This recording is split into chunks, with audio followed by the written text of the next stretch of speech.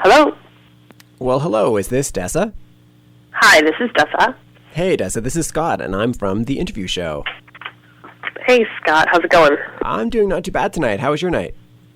Pretty good. One of our very few days off. So we enjoyed it by sleeping for most of the day. Nice, nice. What city are you in? We are in New Orleans. Oh, wow, great city. Yeah, really cool. I think most of us were a little bit bummed when we woke up at like 4 p.m. that we had slept through the majority of our time here. This is Dessa from Doomtree, and you're listening to The Interview Show. Oh, someone thought you was a child, but if they ask me, I ain't heard a thing. Back to the wall, back to the ball, back to the drawing board, back to the wall, back to the ball, back to the drawing board, back to the wall, back to the ball, back to the drawing board again. There was a snowstorm in Jackson when you and I met at a club called St. Sebastian's, but the sign said something different. I remember thinking that I didn't have a shot at Mississippi. Television told us which roads they were closing. There goes a rap show. Everybody knew you as the wife of a famous man. Everybody who knew said, there goes Dixon's girl again. Even the walls will lean closer when she plays the piano real slow. Haven't met too many women in this business that I really like that. But you could hold a little liquor, you could hold a conversation, you could hold your own mic. And even that night I learned the truth about your man. You gotta be big to treat pretty girls bad. And it's not much, but my money's on you. It's not much, but my money's on you. It's not much, but my money, not much, but my money, not much, but my money's on you.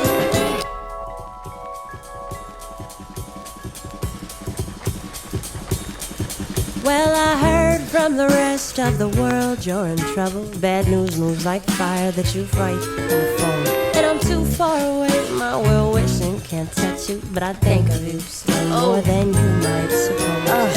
Everybody wanna see you with your hair down, wanna hear you hit the high note, wanna know if they can get you for a little less. Girl, I know how the stones can fly. Had some hard goodbyes, call me up day and night, free drinks and bad advice. Much, but my money's on you. It's not much, but my money's on you. It's not much, but my money, not much, but my money, not much, but my money's on you. Back to the wall, back to the ball, back at the drawing board. Back to the wall, back to the ball, back at the drawing board. Back to the wall, back to the ball, back at the drawing board. Back to the wall, back to the ball. And it's not much, but my money's on you. We are in New Orleans. Oh, wow, great city. Yeah, really cool. I think most of us were a little bit bummed when we woke up at like 4 p.m. that we had slept through the majority of our time here, but it was long overdue. We've had a lot of really long drives. So. Well, thank you very much for taking time out to come on my show. Yeah, absolutely. Welcome to The Interview Show. This is Scott Wood, your host, and today I have Dessa on the line. Hello, hello. Okay, well, I'm going to start by playing Dixon's Girl, and I read that is actually the story of you meeting a kindred spirit in hip-hop. That's true, yeah. I was traveling on tour, and I had a gig at a little club, and it was snowed out. It was, by all rap standards, a pretty lousy gig, but I met a really amazing artist there who was really self-possessed, talented, and articulate, and I wrote the song about her. Now, as a female in the hip-hop game, it must be difficult sometimes to meet other women. Let me just put it that way. So can you talk a little bit what it's like to interact with other females in hip-hop? As you guessed, I don't do it very often. I think that I know 3 or 4 emcees from Minneapolis who are also women, and I know 1 or 2 in Chicago, and that's almost the end of that list, so it's a short one. I don't think I could name a dozen women in hip-hop who I work with on a regular basis. So it's rare, and it was really exciting on that particular circumstance to meet somebody who I connected with. I hope you can indulge me a little bit more. I wanted to talk a little bit about female archetypes because I find hip-hop lends itself to archetypes a little more strongly than other genres, and there's not a lot in there for females, so I wanted to talk to you a little bit about creating your onstage persona. I think I'm a little physically awkward in my real life, and I wasn't able to check that when I get on stage. So usually once or twice per show, there's an awkward wrangling with a microphone cord or with a mic stand or something. So I think I worried less about inventing a stage persona than I did at trying to find which parts of my offstage personality would be best suited to present while performing, you know? So it's brainy and it's melancholy and it's kind of clumsy, because those are the things that I am offstage too. In hip-hop, and I don't want to stereotype negatively, but I've just noticed that for females, it's often the super vixen or, you know, the really tough chick, and there's nothing in between. So when you want to draw on influences, do you find yourself having to reach outside of hip-hop, or how do you feel about those two extremes? I think that I'm trying to answer that question honestly. I don't know that I've thought about it hard enough to do so, because I kind of went on stage to sing, not trying to model myself off of the artists that I admired, but instead just trying to figure out a workable method to present my material. So I'm probably more aware of my influences as a musician who writes her lyrics than I am as a musician who is a performer, probably because I never went to a lot of concerts as a kid. That wasn't part of my upbringing, even into my teens. I've probably played many, many more concerts than I've attended. So I don't know that I was conscientiously modeling myself. I was probably working in the dark on that one and doing a stage persona. I am aware of the archetypes, obviously, that you mentioned. They never interested me. I don't like the hypersexualization, and I don't know how I would try to build a lasting career, a stage show that really depended on having a young woman's body, because I'm not going to have a young woman's body for very long. So working that angle too hard has always made me really uncomfortable. Yeah, I just find it's... Sorry? I didn't mean to interrupt you there. Oh, not at all. What were you going to say? I was just going to say I find it really interesting that in terms of hip-hop, you know, men can draw on sort of anger to create their persona, but women are often pushed to draw on sexuality, which is kind of interesting. I think that there's a lot of anger for female MCs too, though. And I think the competition in hip-hop, if it's not more fierce, it's at least more explicit than in a lot of other genres. It's rare that you're going to hear a folk song where the lyrics are intended to degrade another folk artist. And there's no battle folk in the way that there is battle rap. It's athletically competitive, and in part that's why I liked it. It's ambitious and it's hard, and there's some teeth baring, and there's a ferocity that I really like about rap music. And some of that does have to do with anger. And I liked the idea of finding a musical outlet that had room for that kind of expression. But I think there are a lot of women who do that role too. You know, you look at even women who try to prove that they can hang in the hypermasculinity of hip-hop by hating women more than their male counterparts. I think you find that every once in a while, too.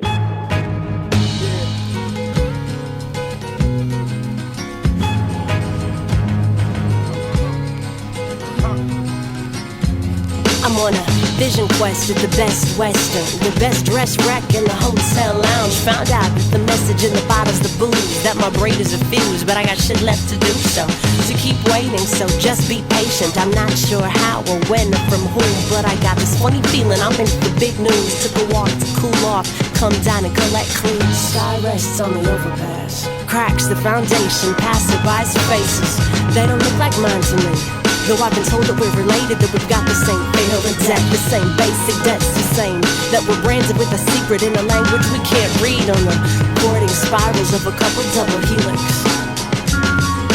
Panic in a phone booth, love in a parked car, broken bottles like corpses of the fallen stars, and valets are the only ones that in modern America remember how to run. It goes Delta, Epsilon, Sigma, Sigma, Alpha. Is there anyone there? Delta, Epsilon, Sigma Alpha.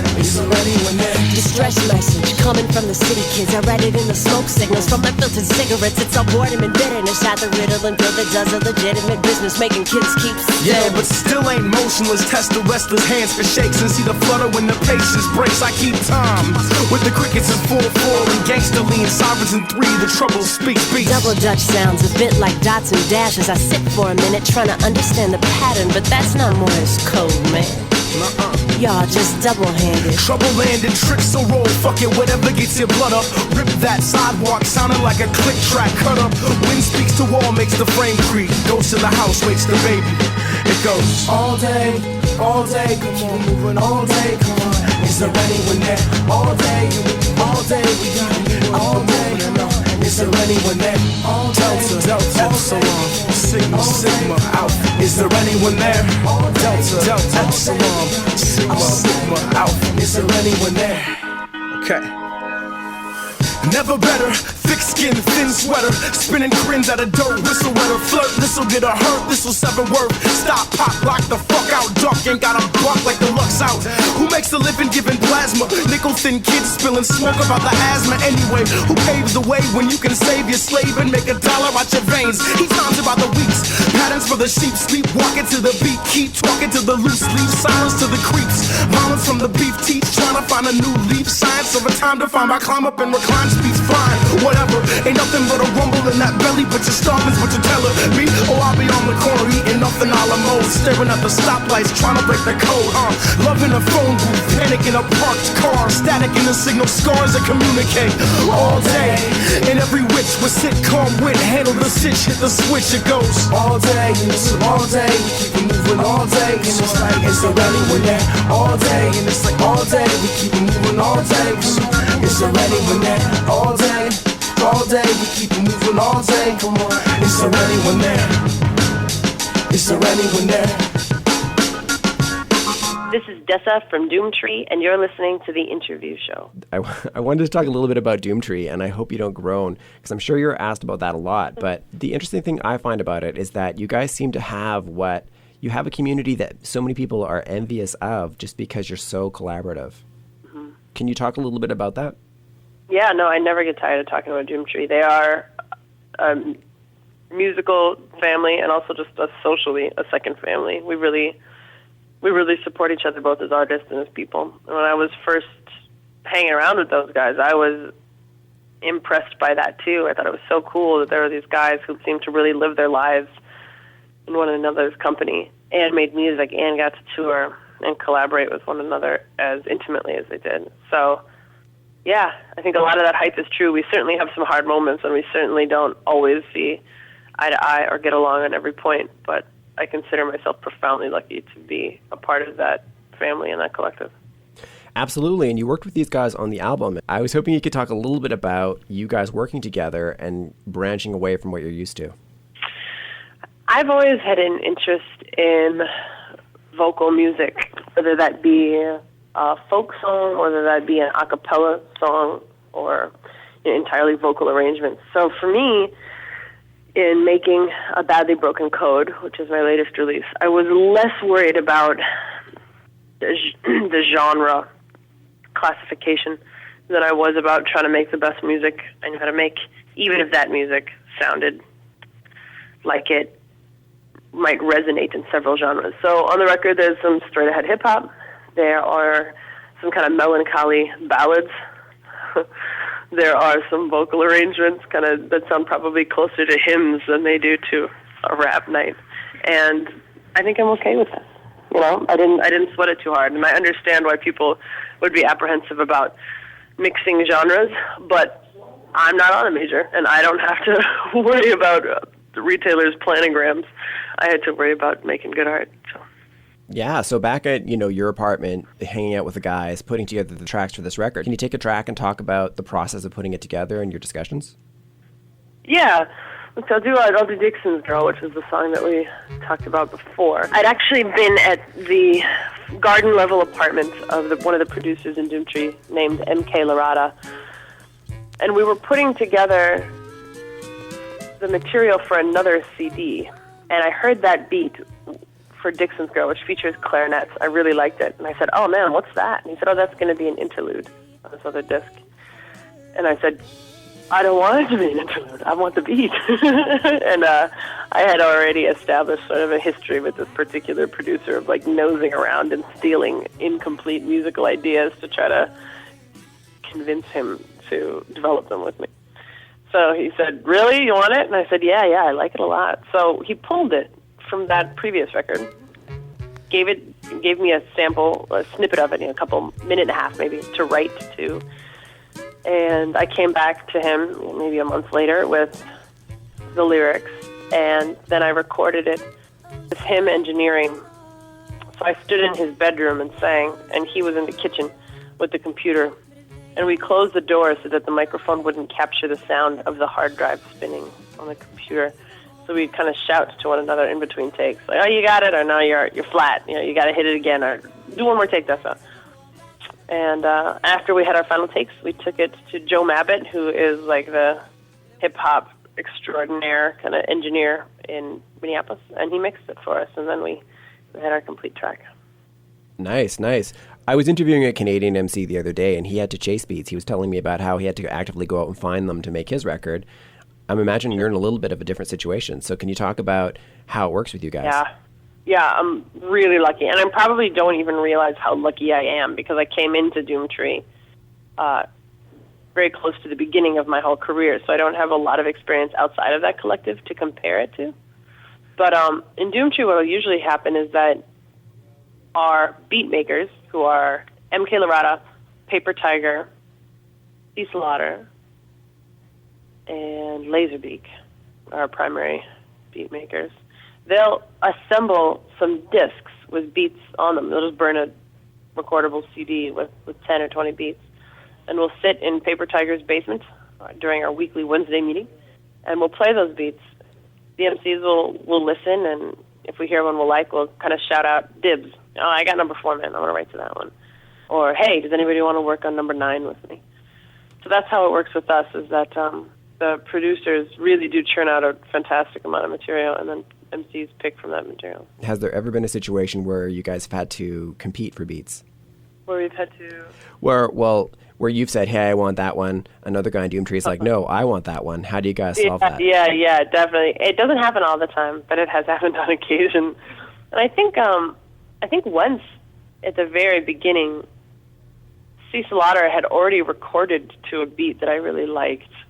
And I said, oh, man, I really want this beat. Is it okay if I do a song to it, too? We would never do that now. But we did then. So every once in a great while, we'll run into that little bit of friction. And that's probably good, because it lights a fire under us to get writing. If you want number 4 and he wants number 4, well, then let's see who's got a song together first. I changed the locks, but your key's still working. You can't train a moth, I guess. Oh, each beast gets your burden, so we circle this old flame. Too much at stake, but too late to change. My nerves are shot, my reserves exhausted. It's a tired plot, but we bought it, now we're lost. Between love and cholera, saccharine reeds. Such a sentimental novel, give you cavities if it doesn't drive you to the bottle. As for me, I'll take another kerosene if you got it something harder. Built like a moth, you see. And I still get chills when you talk to me. But the years pass by now in 2s and 3s. These thrills ain't as cheap as they used to be. If you're asking, I can't say no. Just one more chapter, our book won't close. And I know it's a madness to play these odds. It's like giving matches to paper dolls. I know it's madness. I know it's madness. I know it's mad. Oh, tried sweet talk, tried dynamite, but I sleepwalk back to the battle site. Fight fire with fire, but the fire won't fight. We just fly these circles like tired kites. And you flash some fang, and I bat my lashes. And we're back again, know when to to this game with matches. We've been lovers and strangers and friends who get angry, made mistakes and amends in brief moments of magic. We forgive and forget and give in to attraction. This whole thing depends on amnesia and madness. And I'd be leaving for good, I'd be looking for better, but I got this broken habit, I keep gluing back together. The fever, the fire, the feathers, the fever defies measure, and consents won't venture where the moth won't get it. If you're asking, I can't say no. Just one more chapter, our book won't close. And I know it's madness to play these odds. It's like giving matches to paper dolls. Just like that. Just like giving matches to paper dolls.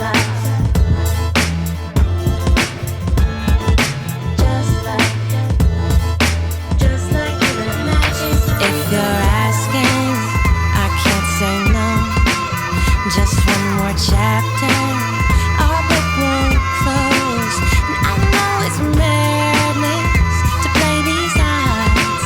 It's like giving matches to paper dolls.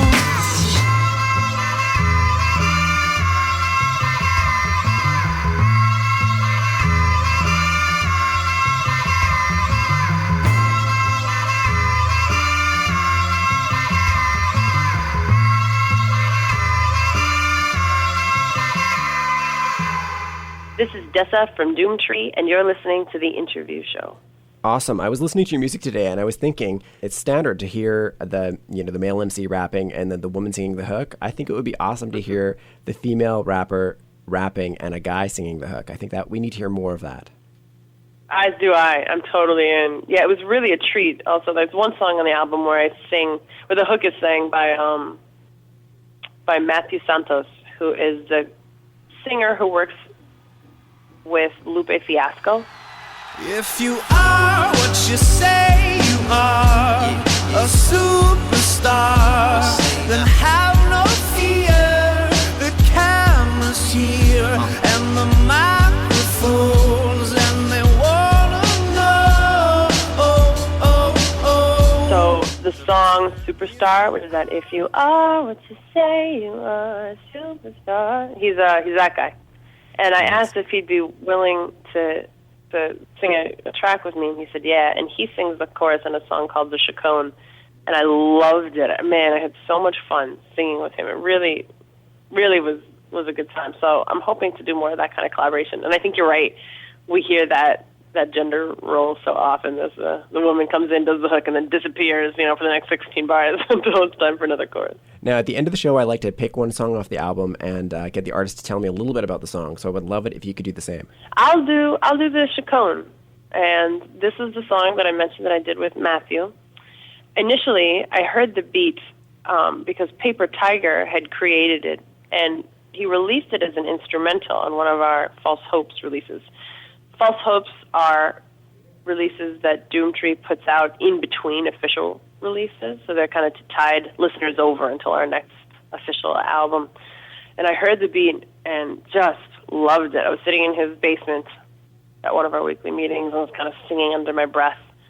And Sims looked at me and he goes, "Oh, this is a Dessa beat," because it has kind of a melancholy string line, which is what I really like.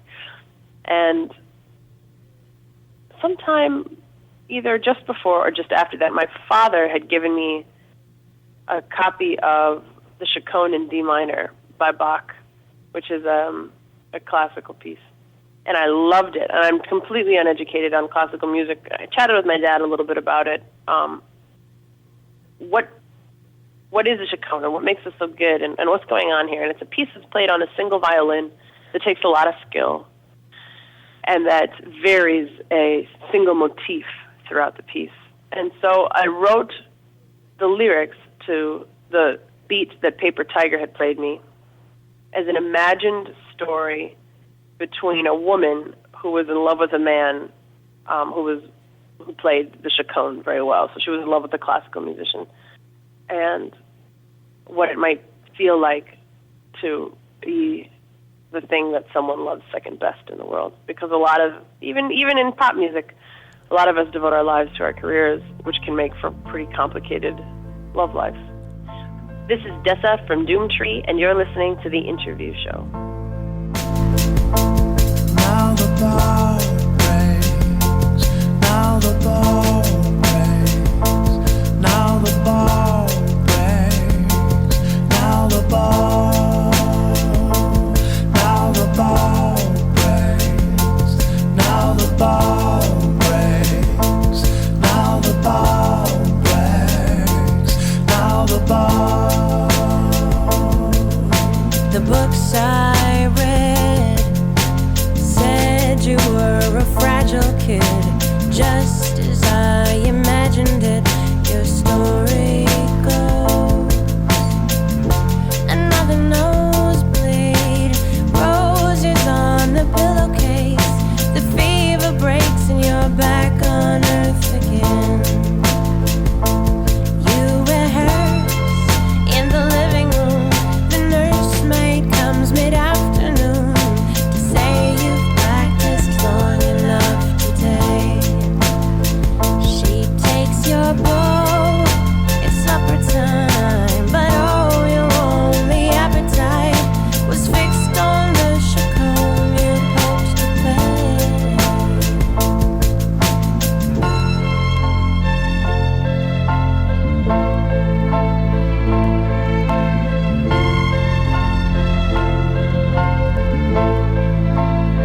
So soon you're off to the academy, the honors and the accolades. First a darling, then a marvel. When we met, I was still a young girl, but you had changed, already famous. Your name was a contagion. You were vain and hard to take. All the same, I was brazen. How the tides rise, how the tides rise, how the tides rise, how the tides. I don't suppose you tell the truth, so I won't ask you anymore. All the things that we all do to pass the time between the wars. I don't regret a single day. Heard your chaconne on every stage, but your love sleeps in a velvet case. So what'd you bring me for? What'd you bring me for?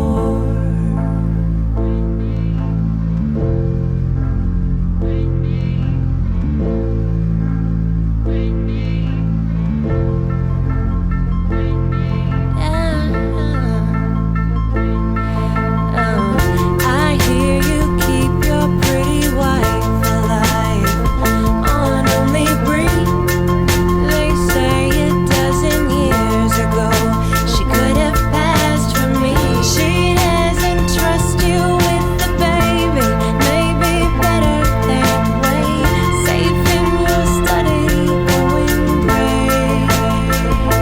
You're at your best when you're alone, above the fray with your chaconne.